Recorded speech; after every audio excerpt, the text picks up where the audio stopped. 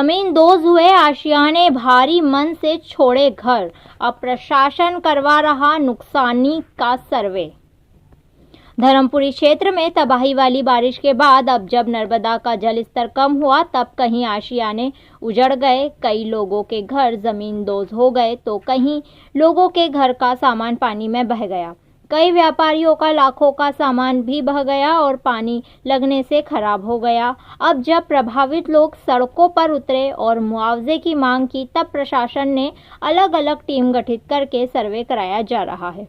हालांकि प्रभावितों को उनके नुकसान की पूरी भरपाई शासन प्रशासन कर पाएगा या मात्र सर्वे करवा कर ही इतिश्री होगा, ये तो आने वाला वक्त ही बताएगा। आपका नाम? परवीन इरफान। क्या क्या नुकसान हुआ आपका? हमारा घर पूरा डूब चुका है, हमारे घर में कोई सामान नहीं बचा और कोई राशन नहीं है खाने पीने के, हमारे पीने तक का पानी नहीं है हमें मिल रहा है। शासन प्रशासन तरफ से कोई राहत कुछ भी नहीं मिला हमें, अभी तक कुछ एक गिलास पानी तक नहीं मिला उनके लिए। अब हम भागने के लिए हमारे बच्चों को लेकर भागे, हमें कौन बचाता, हम नहीं जाते तो। कोई अधिकारी वगैरह कुछ है? कुछ भी नहीं आया, कोई पूछने के लिए भी नहीं आया। आप क्या खा रहे हो, क्या पी रहे हो, आपके बच्चे कैसे, आप निकले कि नहीं निकले या फिर बह गए। गेहूँ आटा कुछ भी नहीं बचा पाए, सिर्फ बच्चे लेकर हम निकले हैं। अब हमने क्या खाना, क्या पीना और क्या बच्चों को रखना और कहाँ रहना। कितने टाइम से लाइट नहीं है? लाइट को ज्यादा 5-6 दिन होने में आ गए। लाइट कब से बंद हो गई थी, पानी गिरना। आपका नाम? रानी। क्या नुकसान हुआ आपका? मेरी गैस टंकी चली गई, गेहूं का 1 क्विंटल गेहूं थे, गैस की टंकी भरी हुई थी, मेरे बर्तन ठीक रहे, बच्चों के कपड़े लत्ते सब कुछ चला गया मेरा।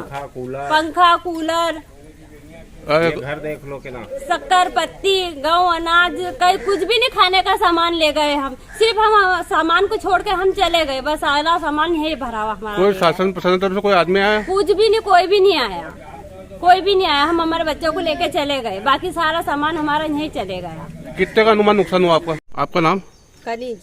क्या क्या नुकसान हुआ आपका? मेरे देन दाजे की मेरी छोरी की पेटी चली गई, बिस्तर पेटी, उसमें रकम भाव देन दाजा सब था।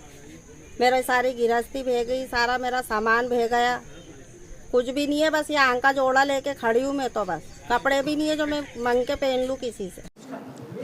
प्रशासन ने कल ही टीम गठित कर दी थी, हम रात के 11 बजे तक बैठे थे। टीम गठित करने के बाद टीम को ब्रीफिंग भी की गई थी कि किस तरीके से हर वार्ड में 9 वार्ड जो कि प्रभावित हैं उनमें टीम जाएगी, जिसमें कि आंगनवाड़ी कार्यकर्ता शामिल थी, जिसमें कि शिक्षक शामिल हैं, जिसमें कि सचिव, पार्षद और पार्षद प्रभारी, इन सभी को हमने लिया है। इनकी टीमें वार्ड में हर घर में जा रही हैं और हर घर में हमने एक फॉर्मेट बनाया है जिसमें कि ये लिखा है कि आदमी को अगर मकान है तो वो कच्चा है पक्का है, क्षति कितनी हुई है और उसकी अन्य वस्तुओं की क्षति कितनी हुई है, अगर उसके पास कोई बोर्ड थी, उसके पास कोई बर्तन थे, उसके पास अनाज था, वो कितना बहा है, उसका वो जो भी ब्यौरा लिखवाना चाहता है अनुसार, और जो हमारी टीम गई है वो देखेगी एक बार, उसके अनुसार वो लिखेंगे और फिर उसका हम अकाउंट नंबर भी ले रहे हैं। और RBC 64 के नियम के तहत एक तो जो कि राहत राशि मिलती है वो मिलेगी,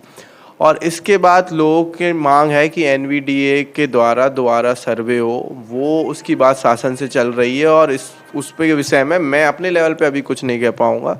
तो अभी हमारा ये काम कर रहे हैं और ऊपर से इस टीम को सुपरवाइज़ करने के लिए हमने नोडल ऑफिसर्स बनाए हैं। नोडल ऑफिसर्स के ऊपर नायब तहसीलदार, मैं, SDM और हम सब भी इस टीम को अभी दौरा करके आए हैं। तो हम लगातार देख रहे हैं कि किस तरीके से काम कर रही हैं और होपफुली कल तक हमारा धर्मपुरी नगर परिषद का तो सर्वे कंप्लीट हो जाएगा, हम रिपोर्ट ऊपर भेज देंगे। बाकी के गाँव में भी सर्वे नोडल ऑफिसर्स RI के अंडर में स्टार्ट हो गया है सर। कुक्षी समाचार को लाइक करें, सब्सक्राइब करें और बेल बटन दबाना ना भूलें।